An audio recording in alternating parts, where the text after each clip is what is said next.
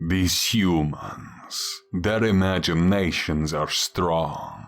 Kill 1,000 men, and they will hate you. Kill 1,000,000 men, and they will queue up to face you.